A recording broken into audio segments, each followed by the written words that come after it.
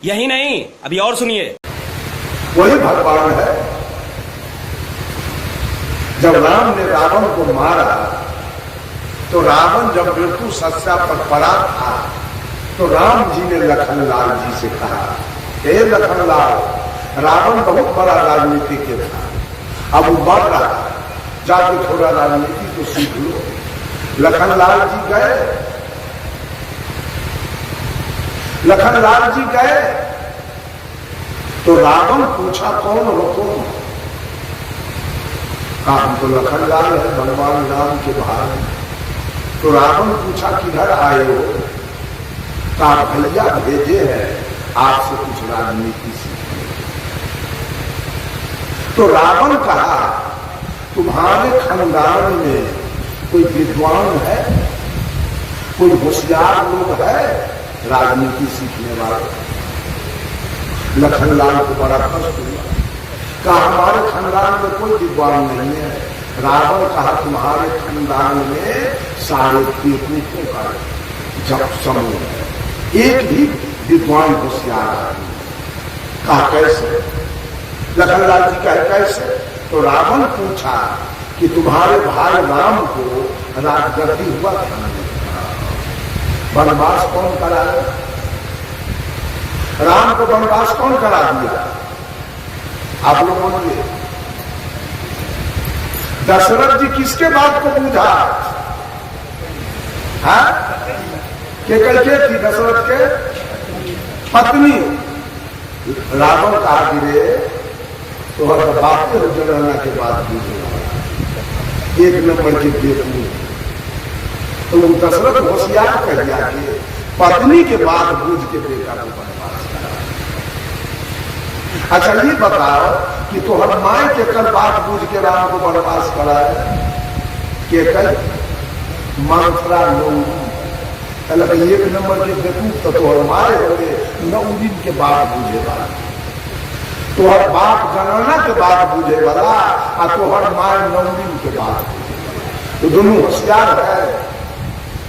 अच्छा केसर ने कहा, कहते हो भैया हमारे भगवान है, अरे तो हमारे मामा मारीच कपट के मिर्गा बन के जंगल से निकला, तब तो भैया पहचाना नहीं कि सही मिर्गा है कि कपट के मिर्गा, तो उसके पीछे तीर धनुष लेके गया, एक नंबर के बेवकूफ तब तो भाई होगा। जगह सब कहे जय सिया राम, जय जय सिया राम। एक नंबर के बेवकूफ तो भाई है, उसको पहचान में नहीं आया कि सही मिर्गा है कि कपट के मिर्गा है। अब मिर्गा भागा तो भाई तीर धनुष ले पीछा किया। अब बहुत दूर जाने के बाद हमारा मामा मरीच बोला, दौड़ो लक्ष्मण, दौड़ो लक्ष्मण, बचाओ बचाओ। तो तू समझा नहीं कि भैया बोल रहा है कि कोई दूसरा? तुमको तो सीता के रखवाली में रख गया था, अब तो तुम जानकी को छोड़ के हमारा मामा के बात पर तू दौड़ गया, एक नंबर के गधा का तू अपने थोड़ा कहा ज्ञान है। एक नंबर के बेवकूफ का तो भौजाई सीता है, उसको अग्नि मान से घेर के तू गया, तो निकली क्यों जो हम लेके चले गए? ये पांचों में कैसा होशियार है क्या? कर भजन हो के चाहिए ध्यान ढोला करनिया पर है कोई होशियार, है कोई काबिल? समझिए बात को। एक एक बात के उद्भेदन सदगुरु कबीर ने कर दिया, एक को बात छोड़े नहीं। कहा, यह माया रघुनाथ की बौरी, राम को बौरा के माया मार दिया है। यह माया रघुनाथ की बौरी, खेलन चलिया हेरा हो, चतुर चिकनिया चुन चुन मारे, कोई न राखो न्यारा हो, मौनी वीर दिगंबर मारे, ध्यान धर्म दे जोगी हो, जंगल में के जंगम मारे, माया कितू न भूली। वेद पढ़न के वेदुआ मारे, पूजा करन के स्वामी हो, अर्थ विचारक पंडित मारे, बांधो सकल लगानी। श्रृंगी ऋषि बन भीतर मारे, शिव ब्रह्मा के फोरी हो, अनाथ मछिंदर चले पीठ गए, सिंगर भूले भूरी। साकच के घर करता धरता हरि भक्ता के चेरी हो, कहे कबीर चुनो भाई साधो जो आगे तो। किसका भजन करते? मैं तो कहता हूं कि कबीर का भी भजन मत कीजिए। कबीर का भजन करने से क्या मिलेगा? कबीर तो गए अपना काम करके, कबीर इसी धरती पर आए, अपना काम करके चले गए। आज हम लोग आए, हम भी तो अपना काम करें। ये कबीर के पीछे रहे, ये सब है राम के पीछे, कृष्ण के पीछे, ये धर्मराज के पीछे, ये बाबा कानू खिलहर के पीछे, बाबा विशु राउत के पीछे सब पर। आपने तो बीड़ी पिए, सिगरेट पिए, झूठ बोले, चोरी करे, दलाली करे, बेईमानी करे, हत्या करे, बलात्कार करे, झूठ बोले, आप भगवान के पीछे सब। अपना कल्याण का मार्ग हो रहा है, अपना कल्याण के लिए कुछ कर रहे हैं कि भोला बाबा के जलधरी में लागल है।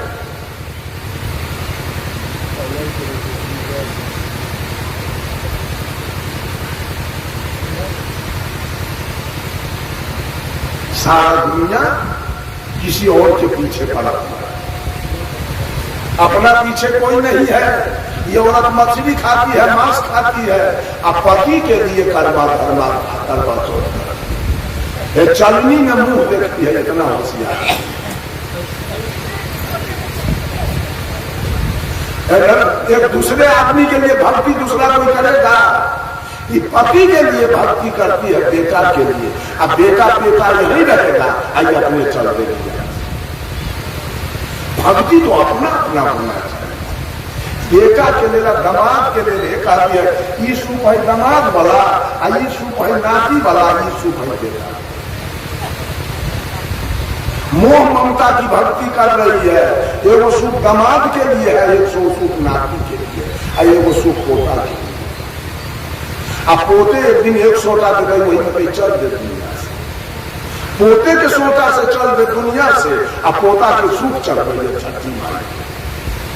इतना बीहर की औरत सब अपने तो मछली खाई, मांस खाई, अब पोता के लिए सुख चल रही है छठी। छठ व्रत के हाल जानते हैं आप लोग, कहीं नहीं होता है, केवल बिहार में। पटना में दिनकर नाम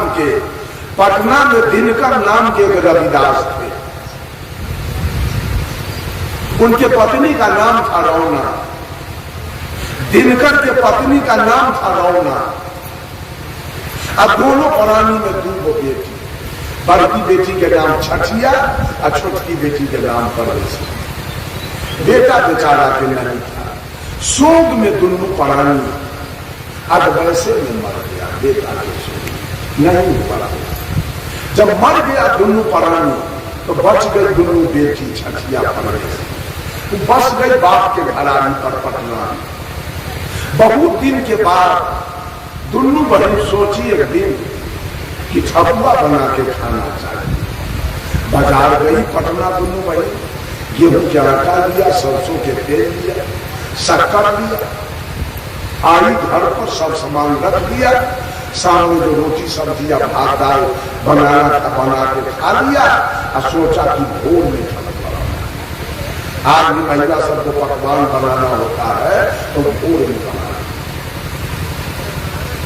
भोर में 2 बजे रात में दोनों बहन चढ़ गए। एक बहन गई पानी लाने, पहले गरीब आदमी के यहाँ पानी का कोई व्यवस्था नहीं था, कोई अमीर आदमी के यहाँ कुआं होता था, उसी से गरीब दुखिया भर थे। उस गांव के अमीर आदमी के दरवाजे पर कुआं। 2 बजे रात में छठिया चली गई पानी लाने। अब परमेश्वरी घर अपना बाहर ले पानी भर के ले आई, लेकिन जिसके दरवाजे पर कुआं था उसका ऐलान था कि पहला पानी हमारा भराएगा तब दूसरा कोई देगा। लेकिन आज तो छठिया 2 बजे रात में भर के राजा को कह दिया, हजूर छठिया 2 बजे रात में पानी भर। राजा के क्रोध का ठिकाना नहीं, क्या हिम्मत है इसका कि पानी भर के ले। सिपाही भेज के दोनों बहनों को बोल पड़ा। आटा सना हुआ है, अब ठकुआ तेल कड़क रहा है, अब ठकुआ छना है। इतने में सिपाही आया, दोनों बहन को पकड़ लिया। राजा पूछा, स्वीकार कर लिया छठिया कि हाँ 2 बजे रात में तो हम पानी भर के लाए। कहा क्यों ले गई? ठकुआ बनाना। राजा के क्रोध का ठिकाना नहीं रहा। सिपाही को आदेश दिया, दोनों बहन को कोड़ा से मारो। मारने लगा सिपाही, मारते मारते दोनों को जान से मर गई दोनों बहन। दोनों को श्मशान में लेके राजा दफनवा दिया। दोनों बहन मर गई, आटा सामने रह गया, तेल चोरी पर रख गया। बहुत दिन के बाद राजा के पिछी में घाव हो गया, बहुत बड़ा। कितनों इलाज कराया वो राजा, लेकिन घाव ठीक नहीं। एक ज्योतिष या साधु राजा के दरवाजे पर आया, उसको घाव दिखाया कि घाव ठीक नहीं हो रहा। वो ज्योतिष कहा कि राजन ये घाव नहीं है, ये पाप का प्रायश्चित। तो अपने जीवन में कोई पाप किए हो? ताकि नहीं, पाप हम नहीं किए, जरूर कुछ पाप किए। राजा गछ लिया, ये पाप नहीं किए।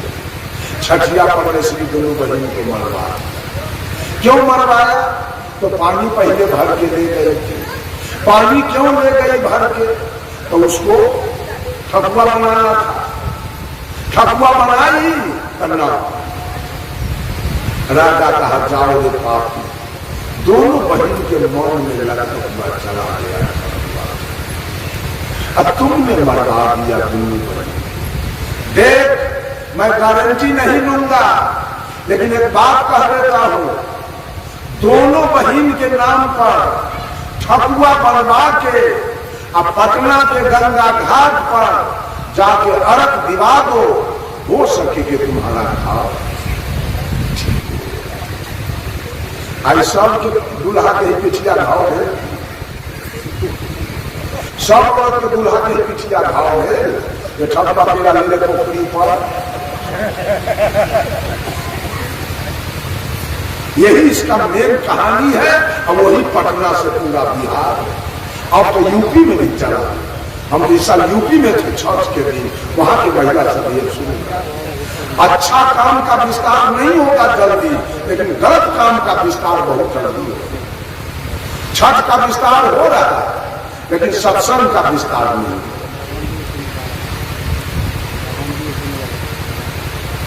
पूरे जीवन गलत गलत काम। अब 11 बज गया, छोड़िए कार्यक्रम समय काम बंधु। कबीर के विचारधारा इतना साफ सुथरा है, कहीं कोई विघ्न बाधा नहीं है कबीर के विचारधारा में।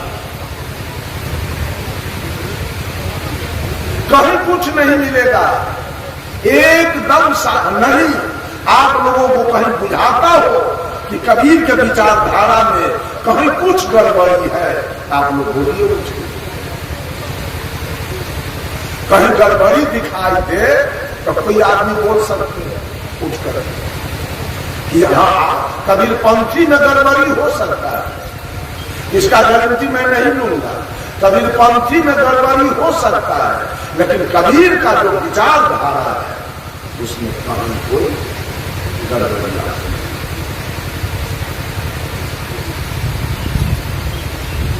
बोलिए सद्गुरुदेव की जय। इस पर विचार करें, अपना कल्याण करें, सुंदर सब समाज का निर्माण करें। देवता कहीं बाहर नहीं, वो देवता आपके घर में बैठा है, तो आंखें देख रही, कान सुन रहा, नाक सुन रहा, मुंह बोल रहा, त्वचा स्पर्श कर रहा। कोई औरत के दूल्हा जवानी में मर गया, वो औरत दूल्हा के मुंह पर अपना मुंह कर रही। राजा हो राजा, एक शब्द तो बोलो।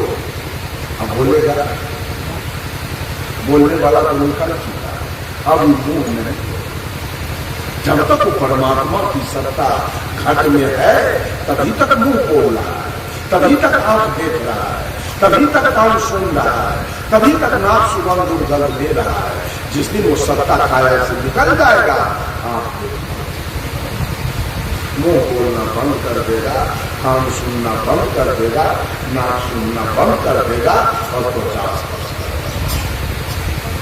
से हर घट में हर भक्त तुलसीदास जी ने रामचंद्र मानस में लिखा, जय जय अविनाशी सब घटवासी व्यापक ब्रह्म अनंता। लिखे ना तुलसीदास जी, सिया राम मैं सब जग जानी। ये ज्ञान अगर मनुष्य को हो जाए कि हर घट में परमात्मा है, हर घट में परमात्मा की सत्ता है, तो आदमी पुरुष पति अपने पत्नी को एक गाली एक थप्पड़ करूंगा, वो समझेगा कि मेरे पत्नी में भी परमात्मा है। समझ लीजिए इस बात को। अब पत्नी समझ लेगा कि मेरे पति में परमात्मा है, सास समझ लेगी कि मेरे पुतोह में परमात्मा है, अब पुतोह समझ लेगी कि मेरे सास में परमात्मा है, ननद समझ लेगी मेरे भाभी में परमात्मा है, अब भाभी समझ लेगी मेरे ननद में परमात्मा है। सब घर मंदिर बन जाए, कहीं कोई झगड़ा लड़ाई छीना झपटी चोरी दलाली अनाचार कदाचार देवचार बलात्कार भ्रष्टाचार नरसंहार एक शब्द कबीर का है, एक शब्द आदमी के दिमाग में अगर बैठ जाए तो धरती स्वर्ग। एक शब्द दुनिया वालों को कबीर ने दिया, कौन?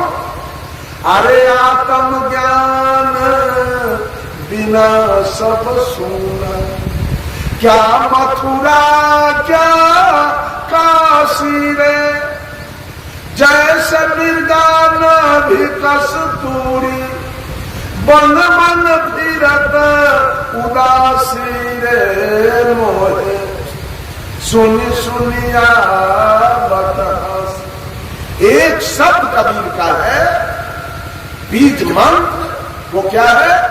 आत्म ज्ञान।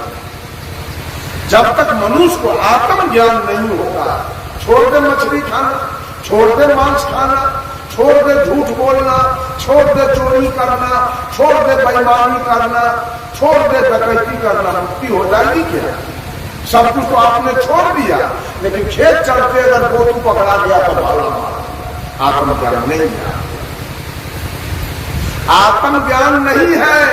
दूध दूहने के लिए बैठ गए, अब भैंसी कहीं पैर उठा दिया, गाय कहीं पैर उठा दिया तो 10 सिपाही ऊपर से रखे। आत्मज्ञान नहीं है। आत्मज्ञान होता तो आप समझ जाते कि इसको किसी न किसी प्रकार का कष्ट जरूर है, इसलिए पैर उठा। उसके बीमारी का निवृत्ति का उपाय करते अगर आत्मज्ञानी आपको देता हूं, लेकिन आत्मज्ञानी न है, कंठी बांधने से क्या हो जाएगा? आप आत्मज्ञानी नहीं है।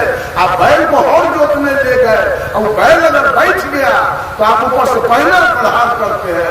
आप आत्मज्ञानी होते तो समझते हमारे बैल को जरूर में किसी प्रकार का कष्ट है, कल नहीं बैठा, आज क्यों बैठ रहा है? कोई न कोई दुख इसको जरूर है। आप और में से खोल के उसको ले जाते डॉक्टर के यहाँ। अगर आप आत्मज्ञानी हो, आपकी पत्नी आज कोई काम नहीं किया, वो बिछावन पर पड़ी है, उसका तबीयत खराब है, आप उसको गाली दे रहे हैं। आत्मज्ञान है आपके पास, आपको जाके पूछना चाहिए कहाँ की हुई है, से बोलू चलू। अब आत्मज्ञान है आपके पास। संत मत में चले गए, कबीर मत में चले गए, अब बकरी पोस पोस के कटवा रहे हैं, और साहेब बन गई, संत मत चल रहा। आत्मज्ञान है तो पैसा आत्मज्ञान। झूठों का पंथा चल रहा है, विचार कुछ नहीं, आत्मज्ञान कुछ नहीं, करनी कुछ नहीं। अपना बेटा बेटी के तन का बुखार लग जाए तो ये औरत सब बेचैन हो जाएगी। अब बकरी के बच्चा के कटवा के दमाद के सलामी दे, नाती के देती है, बेटी के चोरा, रुपया गर्दन कटनी वाला, ये छोड़ देगा इसको। जवान जवान बेटा कटेगा, कोई दिन माथा पटकेगी चौकट पर, हमारे बेटा केकर की बिगाड़ लगे, क्या हमारे बेटा अब तू पता नहीं तुमको कि जवान खसी को कटवा रहे थे, इसलिए आज जवान बेटा का गला बदला कोई नहीं जाएगा और कोई नहीं हटा सकेगा। उस दिन चौकट पर के मारी पटक के माथा मर देगा कि हमारे जवान बेटा के गला कट गया। आत्मज्ञान सबसे, जब आत्मज्ञान मनुष्य को हो जाए तो धिक्कार है कि दूध में पानी मिलाएगा। वो सोचेगा जिसको दूध दे रहे हैं वहां परमात्मा बैठा है, उसको पानी मिला के कैसे, उसको चावल में कंकड़ मिला के कैसे, उसके साथ घंटी कैसे मारे, उसके साथ मुनाफाखोरी कैसे करे, उसका आरी कैसे तोड़ दे, उसको गाली कैसे दे दे, उसको मारे कैसे, उसके साथ झूठ।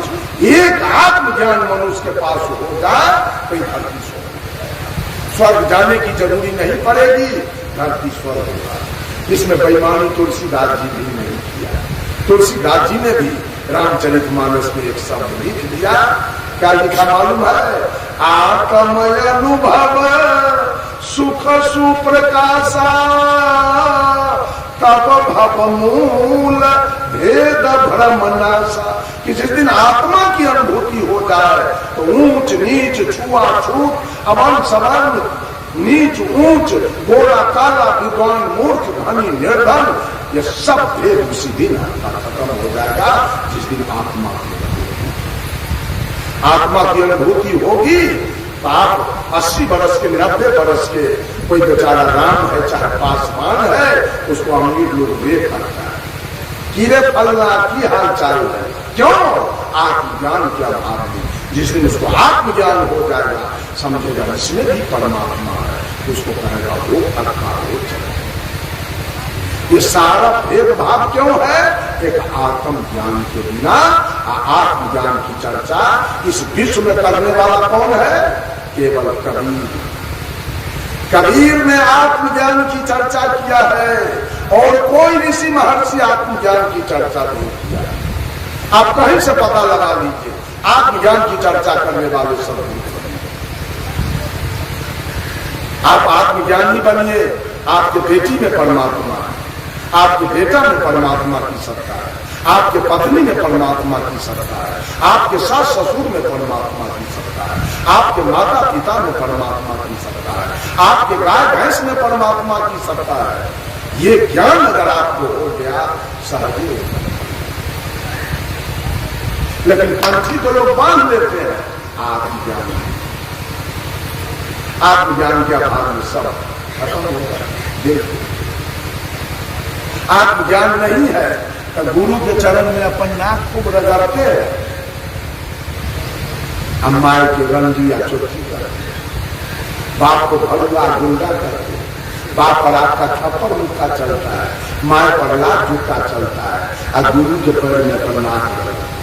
इसका मतलब आत्मज्ञान आपके पास नहीं। आत्मज्ञान होता तो उसी दृष्टि से आप माँ को देखते, जिस दृष्टि से गुरु को देख रहे हैं उसी दृष्टि से अपने माँ को देखते हैं। ये वो हमर देवता है, एकरे पेट से हम निकले, एकरे दूध हम पी का जवान दे दिए। अगर आत्मज्ञान होता तो माँ को आप सेवा करते, हम माँ के चरण दबाते, हम माँ के मुंह में आप जिलेबी या रसगुल्ला खिलाते। अगर आत्मज्ञान आप बाप को बाप का सेवा करते, आप बाप को खिलाते पिलाते, आत्मज्ञान होते तब। सारे लोग किसी न किसी पंथ से धर्म से जुड़ चुका है। हम माँ बाप के कोई माँ बाप के कोई इज्जत करने के लिए तैयार नहीं है। जो माँ बाप से पैदा लिया, जो माँ बाप सब कुछ दे दिया, उस माँ बाप को देखने के लिए। एक दिन हम आरती गाए, एक दिन आरती गा रहे थे, आरती में मैंने एक कड़ी गाया, आरती करुणी जमातु पिता के जिन प्रभु श्री जानहार साहेब के आरती। संत मत वाला बिगड़ गया हमरा पर, आप लोग आरती को भी बिगाड़ के रखा है। आरती केवल गुरु की होनी चाहिए, माँ बाप के। हम गिरे छुछो नर माए बाप थोड़ा पैदे न कर दे तो गुरु के जरूरी कहां से? गुरु करेंगे तब जरूरी कहां से? तो पहले गुरु का हमारा माए बाप है, तब गुरु के चरण में हमको जाना।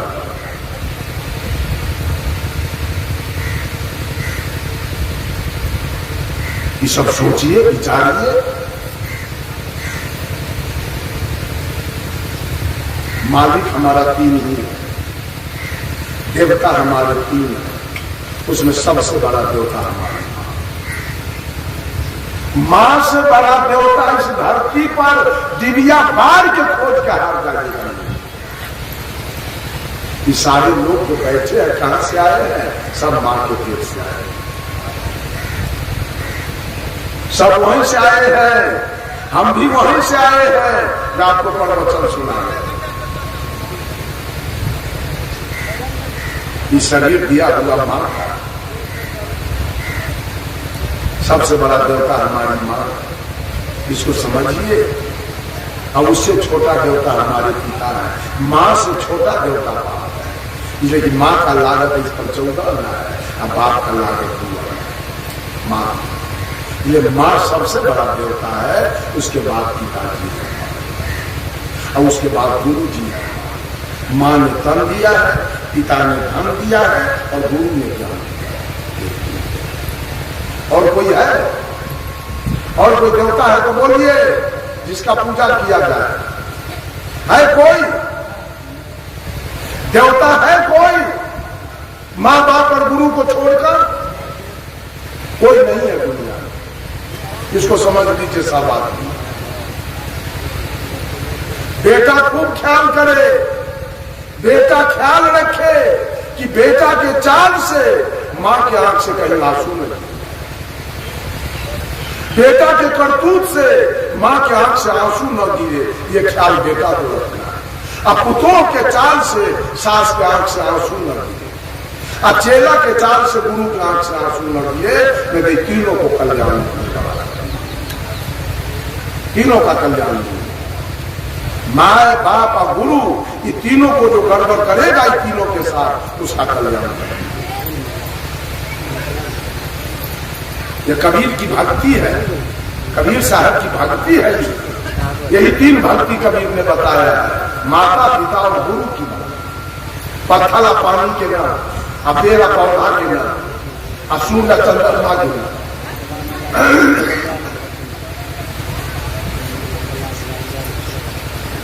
बस थोड़ी सी चर्चा करके अब वाणी पर विराम देता हूं। बोलिए सद्गुरुदेव की जय।